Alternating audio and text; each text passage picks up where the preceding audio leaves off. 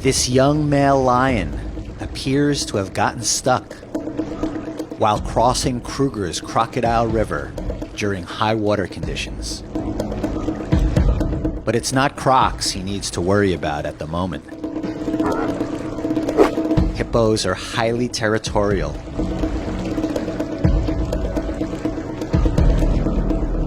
With jaws that could snap an animal in half.